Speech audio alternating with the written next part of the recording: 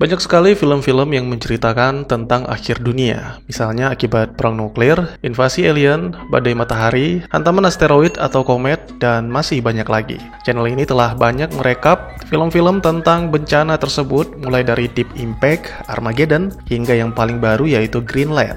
Film-film bertema bencana dari luar angkasa memang sangat menarik dan juga menegangkan. Pemerintah, ilmuwan, dan pahlawan bahu-membahu untuk menyelamatkan bumi dan seluruh umat manusia. Tapi bagaimana jika itu tidak terjadi? Bagaimana jika tidak ada seorang pun yang peduli dengan akhir dunia? Oke, berjudul Don't Look Up, sebuah film fiksi ilmiah satire atau sindiran garapan sutradara Adam McKay, berdurasi 138 menit. Film yang rilis di penghujung tahun 2021 ini dibintangi oleh Leonardo DiCaprio, Jennifer Lawrence, Jonah Hill, Meryl Streep, Cate Blanchett, dan aktor-aktor lainnya, serta menampilkan Ariana Grande dan Chris Evans sebagai peran pembantu. Selamat datang dan selamat berjumpa kembali bersama saya Teguh Gusto. Mari kita masuk ke ceritanya. Film dimulai dengan menampilkan seorang mahasiswi astronomi yang akan segera meraih gelar doktornya, bernama Caitlin Dibiasky atau Kate. Malam itu ketika sedang melakukan pengamatan, tiba-tiba saja Kate menemukan sebuah komet. Wanita itu langsung mengabari mentornya, yaitu Dr. Randall Mindy. Ini merupakan sebuah pencapaian yang luar biasa bagi Kate, dan tentunya komet tersebut akan diberi nama Dibiasky sesuai nama sang penemu. Randall menjelaskan, berdasarkan dari lokasi yang dilihat oleh Kate, komet Dibiasky berasal dari awan Oort, di mana kemungkinan terakhir kali dekat dengan matahari sebelum peradaban manusia. Randall pun mencoba melakukan perhitungan untuk mengetahui kecepatan dan orbit. Kemudian dia juga menghitung jarak komet ke bumi. Di sini Kate menyadari angka efemerisnya terus menurun hingga menjadi 0. Sepertinya itu merupakan hasil yang tidak baik karena Randall hanya terdiam dengan wajah ketakutan, sehingga pesta pun dibubarkan.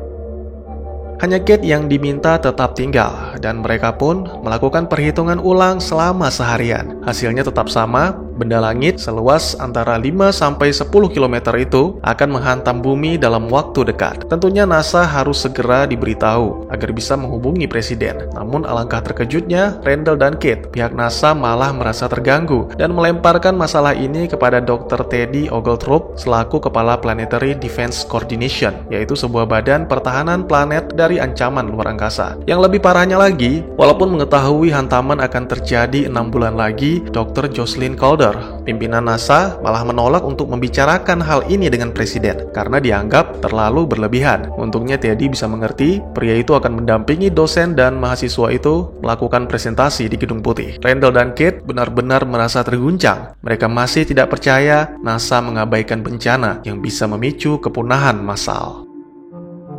Beberapa jam kemudian, Randall dan Kate dikirim ke Gedung Putih dengan pesawat Hercules. Di sana dia disambut oleh Teddy dan Jenderal Thames sebagai perwakilan dari Pentagon. Presiden Jenny Orleans beserta ajudannya datang terlambat. Ini sangat aneh, presiden sama sekali tidak memperdulikan Teddy. Padahal pria itu telah melaporkan tentang bencana komet kepada Jason, anak Jenny yang menjabat sebagai kepala staf kepresidenan. Jason menjelaskan saat ini presiden sedang ada masalah dengan kandidat Mahkamah Agung. Oleh karena itu, mereka diminta untuk menunggu selama 5 menit. Ternyata itu memang benar adanya karena banyak pemberitaan soal calon MA yang tidak memenuhi syarat. Pria itu adalah Sheriff Conlon dan dia pernah menjadi model lukisan serta bintang film dewasa. Sedangkan media sosial hanya dipenuhi dengan berita tentang hancurnya hubungan seorang penyanyi, Rally Bina, dan DJ Cello. Entah siapapun itu dan apa pentingnya hubungan mereka. Tapi berita itu terbukti lebih menarik dibandingkan penemuan komet yang menjadi ancaman bagi umat manusia.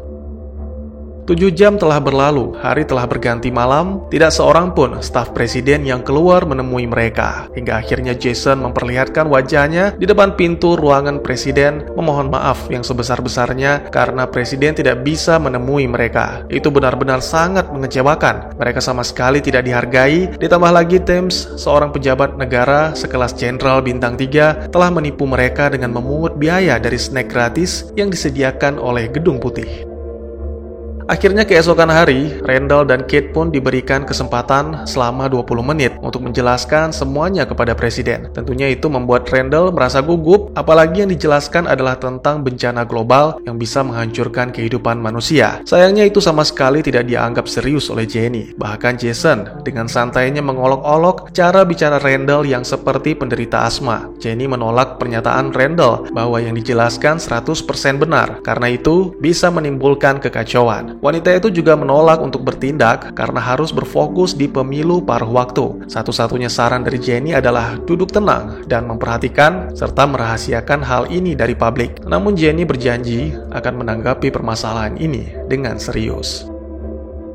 Pernyataan Presiden Jenny benar-benar tidak bisa dipercaya. Harapan mereka kini adalah media. Kate akan meminta bantuan kekasihnya, yaitu Philip, yang memiliki seorang kenalan di media. Setelah menjelaskan semuanya, termasuk tentang Presiden Jenny, Randall dan Kate pun mendapatkan kesempatan tampil di acara The Daily Rip. Bahkan mereka akan disediakan pengacara untuk membela diri jika nantinya ditangkap oleh FBI. Namun Randall menolaknya. Mereka hanya akan mengatakan sebuah kebenaran, dan itu sama sekali tidak salah. Karena Philip terus merengek, akhirnya Kate terpaksa menceritakan apa yang sebenarnya terjadi. Bahwa ada sebuah komet yang ukurannya lebih besar dari asteroid pemusnah dinosaurus sedang menuju ke bumi. Mendengar hal itu, Philip seketika terdiam dan sulit bernafas karena merasa ketakutan yang teramat sangat. Waktu yang dinantikan pun tiba. Randall dan Kate akan segera tampil di acara The Daily Rip bersama dengan Jack Primer dan Brie Evanti. Di sana mereka juga bertemu dengan Rally Bina. Gadis itu tampil lebih dulu membahas hubungannya dengan DJ Cello. Sebuah penampilan yang benar-benar membuat penonton kagum dengan lamaran dari Cello lewat video call. Itu membuat jumlah subscriber dan follower meningkat drastis. Single terbaru meledak di pasaran, bahkan smartphone Bush secara otomatis membeli lagu mereka untuk meningkatkan penjualan. Ini benar-benar spektakuler. Berbeda dengan penampilan Randall dan Kate, rasa takut membuat penampilan mereka menjadi kaku, sehingga selalu dipotong dan menjadi bahan tertawaan karena The Daily Rip membuat berita-berita berat menjadi ringan. Tentu saja, itu membuat Kate marah besar, hingga akhirnya dia meninggalkan acara. When we're all 100% for sure gonna fucking die! Produser pun memperlihatkan respon para penonton yang sangat minim ketika menayangkan Randall dan Kate. Karena sikapnya yang marah, kini banyak meme yang beredar di internet menampilkan wajah Kate. Yang lebih parahnya lagi, Philip meninggalkan Kate dan mengambil keuntungan dengan menjelek-jelekan sang mantan demi meningkatkan rating artikelnya. Sebaliknya, orang-orang menyukai Randall dengan sikap tenangnya. Banyak yang menganggap pria itu sebagai ahli astronomi terseksi. Sayangnya tidak satu pun dari pemirsa yang merespon berita tentang komet, bahkan di media sosial sekalipun. Produser menjelaskan alasannya adalah karena Jocelyn telah menyatakan bahwa berita komet itu adalah hoax. Padahal sebenarnya Jocelyn bukanlah ahli astronomi. Dia menjabat sebagai ketua NASA karena telah menjadi salah satu donatur presiden. Sungguh negara yang korup. Beberapa hari kemudian muncul pemberitaan yang cukup menggemparkan negeri, tapi bukan tentang akhir dunia, melainkan terbongkarnya hubungan gelap presiden dengan calon Mahkamah Agung Sheriff Conlon. Kecaman berdatangan, mulai dari masyarakat hingga anggota partainya sendiri. Sama sekali tidak ada komet, Randall dan Kate hanya menjadi cemoohan baik di dunia nyata maupun di dunia maya. Akhirnya mereka semua ditangkap oleh FBI. Randall, Kate, dan Teddy diseret ke Gedung Putih karena Presiden Jenny berubah pikiran. Wanita itu membuka pertemuan dengan beberapa kalimat bijak dan diakhiri dengan permintaan maaf. Jenny akan mengerahkan seluruh ilmuwan dan militer untuk menghancurkan musuh utama dunia, yaitu komet Dibiasky. Mereka mengatur skenarionya dimulai dengan pengunduran diri Jocelyn, menjadikan seorang pria bernama Benedict Trace sebagai pahlawan, padahal itu sebenarnya tidak perlu karena teknologi drone mampu melakukannya. Dan Benedict hanya seorang tentara bayaran brengsek yang terus memaki anak kecil di Gedung Putih. Tapi walau bagaimanapun, Presiden telah melakukan sesuatu terhadap komet. Itu benar-benar membuat Randall, Kate, dan Teddy sangat bersyukur, meski Kate mengetahui ini semua untuk menutupi kebusukan Jenny. Setelah pengumuman yang spektakuler, nama Presiden Jenny melambung tinggi, sehingga dia memenangkan pemilu paruh waktu dan mengangkat Sheriff Conlon sebagai Mahkamah Agung tanpa ada yang berkomentar. Selain itu, berita komet menjadi headline dan perbincangan di mana-mana. Dr. Randall Mundy semakin terkenal dan sering tampil di The Daily Rip, sedangkan Kate dan Teddy hanya diundang ke acara berita kaum oposisi dan masih menjadi bahan tertawaan. Akhirnya tibalah saatnya peluncuran, hari yang telah dinantikan seluruh warga dunia. Bersama dengan negara-negara sekutu, mereka berhasil membangun roket dengan Komandan Benedict Reyes sebagai pahlawannya. Di pusat kendali ada Presiden Jenny bersama para staf, termasuk Randall, Kate, dan Teddy, serta seorang pria kaya raya, Peter Isherwell, CEO Bash Technologies, yang juga donatur kelas platinum presiden. Setelah beberapa kalimat penghormatan dari Randall, roket pun meluncur ke angkasa. #Launch Challenge menjadi trending di seluruh dunia. Video orang-orang yang bertindak bodoh dengan mencelakai dirinya sendiri menyebar di media sosial. Semua orang larut dalam kegembiraan dan berharap misi itu benar-benar menunda kiamat. Sayangnya, beberapa menit kemudian, Presiden kembali membawa informasi penting dan bersamaan dengan itu, roket beserta nuklirnya berbalik arah dan mendarat di bumi.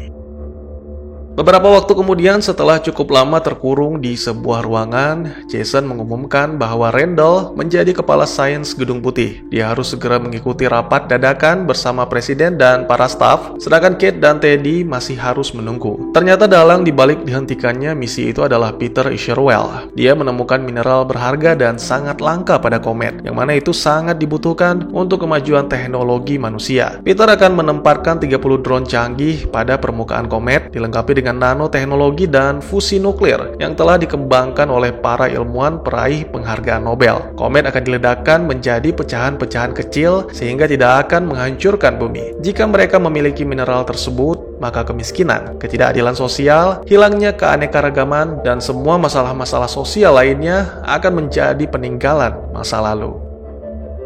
Sebuah pemikiran yang benar-benar gila dan sulit diterima dengan akal sehat. Karena waktu semakin sempit dan alat canggih yang didongengkan oleh Peter belum pernah ditinjau oleh ilmuwan lain. Serta kata-kata menghilangkan kemiskinan hanyalah sebuah omong kosong yang menghiasi dongeng tersebut. Dengan tegas, Kate dan Teddy menolak rencana pemerintah. Bahkan wanita itu membeberkan semua kebenaran kepada para pengunjung kafe, sehingga membuat kerusuhan dan lagi-lagi Kate dibawa oleh FBI. To make a bunch of rich people even more disgustingly rich. Selalu ada pilihan dalam hidup ini. Kau hanya perlu memilih yang benar. Itulah nasihat Teddy kepada Randall di akhir pertemuan mereka. Randall tidak mengundurkan diri dari jabatannya. Itu memaksanya untuk mendukung proyek penambangan komet yang dipimpin oleh Peter. Bahkan kini Randall menjadi semakin terkenal dengan membintangi iklan layanan masyarakat. Sampai pada suatu malam, perselingkuhannya diketahui sang istri, sehingga rumah tangganya pun hancur. Sejak saat itu, hidup Randall mulai kacau, ditambah lagi sebuah ramalan dari algoritma Peter bahwa nantinya Randall akan mati kesepian. Itu benar-benar menghantui Randall, hingga membuatnya kembali ke jalan yang benar. Ya, ketika tampil di The Daily Rip, Randall dengan tegas mengatakan bahwa komet sebesar gunung Everest sedang menuju ke bumi. Manfaat komet dan proyek yang dikatakan oleh Presiden Amerika adalah sebuah kebohongan besar. Is not a fucking good thing. And I think we're all gonna die. Sebuah pernyataan yang sangat berani dari Randall, dan itu membuatnya ditangkap oleh FBI. Sementara itu, setelah diasingkan oleh FBI dan ditolak oleh orang tuanya karena tidak setuju dengan penambangan komet, Kate kini hidup sendiri dan bekerja di sebuah minimarket. Dia berkenalan dengan sekelompok berandalan yang anti terhadap pemerintahan Presiden Jenny. Salah satu dari mereka, seorang pemuda bernama Yul, menceritakan tentang sebuah pemberitaan bahwa Bash membuat presiden membayar pemerintah Chili sebesar 90 miliar US dollar jika membiarkan tsunami melanda pesisir negara itu. Selain itu juga ada rumor tentang bunker dan bahtera yang disiapkan Bash untuk menyelamatkan para eksekutifnya. Tapi menurut Kate, kebenaran jauh lebih menyedihkan. Pemerintah bahkan tak cukup pintar untuk menjadi jahat seperti yang kalian duga. Dan kini, waktu yang tersisa tinggal 25 hari lagi. Hubungan Kate dan Yul pun semakin dekat. Cara berpikir Kate benar-benar membuat Yul kagum sehingga membuatnya jatuh cinta. Malam itu, akhirnya komet di Biaski bisa disaksikan dengan mata telanjang. Randall menghubungi Kate untuk mengabari bahwa dia juga melihatnya. Dan akhirnya bersama dengan Teddy, mereka memulai gerakan lihat ke atas atau Just Look Up. Gerakan tersebut bertujuan untuk menentang rencana Bash menambang komet dan mendesak pemerintah segera mengambil tindakan untuk mencegah komet menabrak bumi. Just Look Up menjadi trending di mana-mana, termasuk sosial media dan televisi. Mereka mendapat dukungan dari masyarakat, bahkan Rally Bina dan DJ Shelo mengadakan konser demi menyatakan dukungannya terhadap gerakan itu. Sedangkan Teddy menggerakkan massa, turun ke jalan untuk melakukan demo besar-besaran. Presiden Jenny pun tidak tinggal diam. Dengan bantuan dan dukungan dari perusahaan Bash, dia membuat gerakan tandingan yang disebut Don't Look Up. Gerakan itu juga tidak kalah trending, namun sebagian besar negara-negara maju di dunia tidak mendukungnya. Bahkan PBB akan mempertimbangkan rencana misi menjauhkan komet dari bumi. Sementara itu di tengah-tengah dua kubu yang berseteru, ada sebuah film berjudul Total Devastation akan rilis tepat saat hari mendaratnya komet Dibiasky di bumi. Dalam wawancaranya, Devin Peters sebagai aktor mengajak semua orang berhenti berdebat dan berhenti melakukan pencitraan, karena kita semua pastinya sudah muak dengan masalah politik ini. Sangat disayangkan beberapa hari kemudian Teddy mendapat kabar buruk dari rekannya Adam. Negara-negara maju seperti Rusia, Cina, dan India yang telah dihapus dari hak mineral bekerja sama untuk membuat misi menjauhkan komet dari bumi. 40 menit yang lalu terjadi ledakan dahsyat di komplek peluncuran di Baikonur, Rusia, dan sepertinya misi itu telah gagal. Kini yang tersisa hanyalah misi Bash. Itulah satu-satunya harapan umat manusia. Sementara itu terjadi kerusuhan di kampanye Don't Look Up karena kini komet Dibiasky semakin jelas terlihat. Sangat indah, tapi juga sangat menakutkan. Tidak ada lagi harapan, tidak ada lagi yang bisa dilakukan oleh Randall, Kate, dan Teddy. Di hari peluncuran, beberapa jam sebelum komet Dibiasky menghantam bumi, jalanan sepi, tanpa ada satu kendaraan pun kecuali milik Randall. Mereka berbelanja bahan makanan. Hari itu Yul membuat sebuah pengakuan yang sangat manis. Pemuda itu mengajukan lamaran kepada Kate, sang pujaan hati.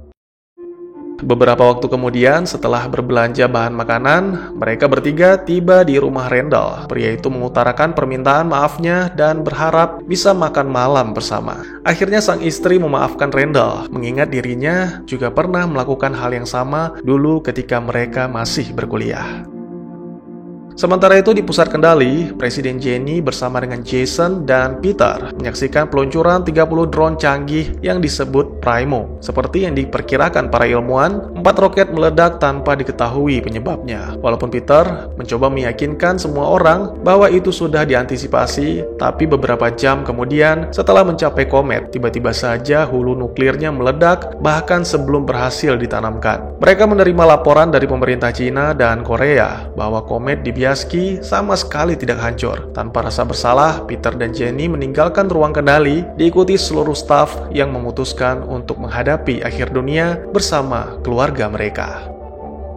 Saat ini Presiden sedang menuju ke lokasi kapal antariksa Bash yang canggih dan dilengkapi dengan 2000 tabung cryo. Jenny menawarkan 2 buah kursi untuk Randall, tapi pria itu menolak. Dia berharap Jenny bahagia bersama Jason. Ya, ternyata Jenny sibuk dengan dirinya sendiri sampai melupakan putranya. Teddy memutuskan untuk bergabung bersama keluarga Randall. Mereka saling berbagi cerita dan bersyukur karena meskipun gagal, tapi setidaknya mereka telah berjuang sekuat tenaga. Sesaat lagi Dibiasky akan menghantam bumi. Inilah akhir dunia, akhir dari segalanya. Banyak orang yang bisa menerima dengan ikhlas, tapi tak sedikit pula yang menolak. Bahkan ada juga yang sama sekali tidak peduli. Dan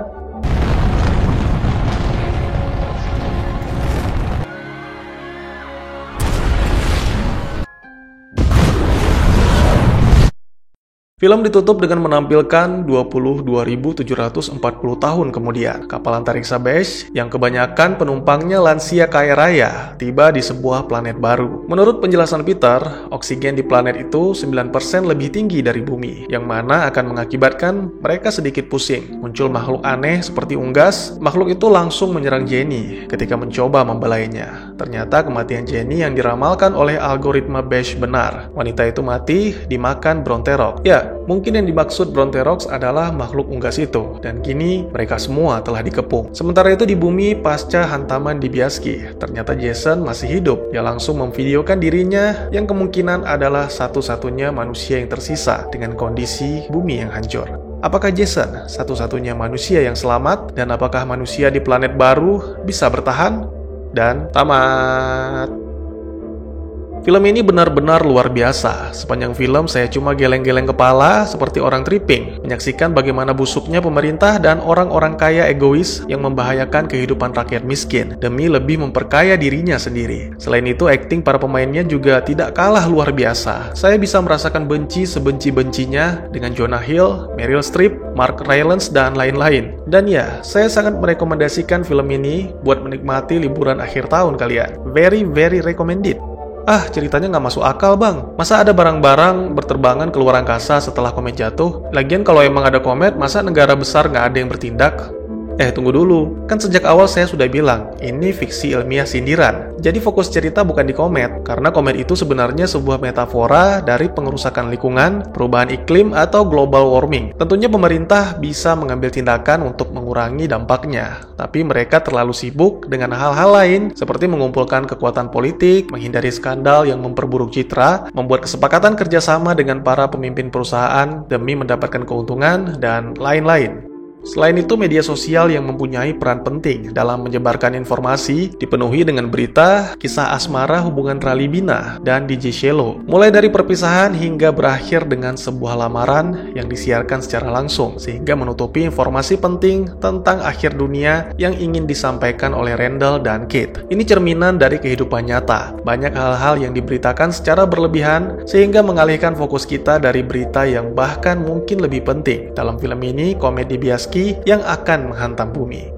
Sebagian besar alasan mengapa tidak ada yang menganggap serius apa yang disampaikan Randall dan Kate adalah karena mereka tidak tahu harus berbuat apa. Ditambah lagi pembawa acara The Daily Read juga menjaga nama baik acaranya yang meringankan semua berita berat. Itu benar-benar sangat konyol. Dan pastinya berita-berita lain seperti skandal Mahkamah Agung, meme, teori konspirasi, kemajuan teknologi, perpisahan selebriti, terus menumpuk setiap detiknya. Membuat orang memilih untuk mengalihkan fokus mereka ke hal-hal yang menyenangkan. Contohnya seperti Philip. Pada awalnya dia percaya dengan apa yang dikatakan Kate, tapi akhirnya dia lebih memilih mengambil keuntungan dari ketenaran Kate dalam sudut pandang negatif masyarakat untuk meningkatkan rating artikelnya di media bernama Autopsy. Bahkan dia berencana menulis buku berjudul A Brush with the Devil yang menceritakan tentang pertemuan dirinya dengan Kate Dibiasky.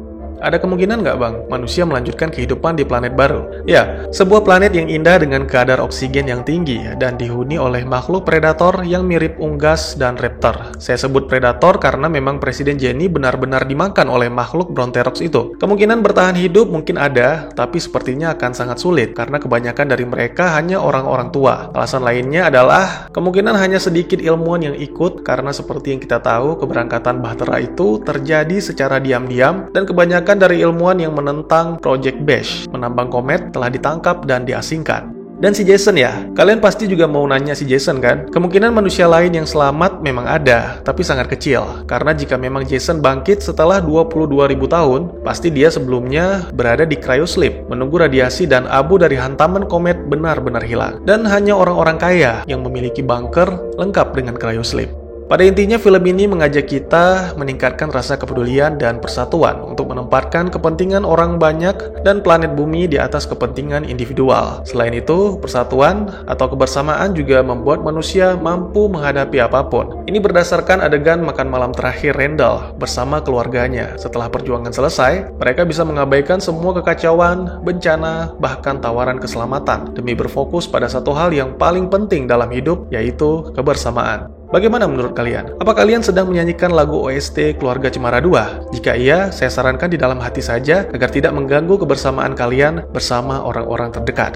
Gak perlu sensi apalagi anarki, saya tidak menyindir pihak manapun, walaupun memang filmnya menyindir. Saya hanya menyampaikan apa yang saya lihat dan saya pahami dari film ini, dengan tujuan dan niat membuka forum diskusi. Yang tahu benar atau salah hanya sutradara dan penulis naskah. Oleh karena itu mohon maaf jika memang pemikiran saya ternyata salah. Bagi teman-teman yang punya teori tentang film ini ataupun ingin berdiskusi, atau mungkin juga teman-teman punya referensi film lain untuk kita review, silahkan tuliskan di kolom komentar. Atau bisa DM ke Instagram saya di @tukugusto, insya Allah pasti akan saya baca. Mari kita jadikan kolom komentar sebagai sarana penambah wawasan dan menciptakan jalinan persaudaraan, bukannya malah menjadikannya sebagai tempat pembulian sehingga menciptakan permusuhan. Sekian dulu videonya dan jangan lupa untuk dukung terus channel ini dengan cara share, like, dan subscribe karena dukungan dari kalian sangat berharga bagi saya demi perkembangan channel ini. Saya Gusto, sampai jumpa di video selanjutnya. Tetap semangat, tetap bersyukur setiap hari. Dadah!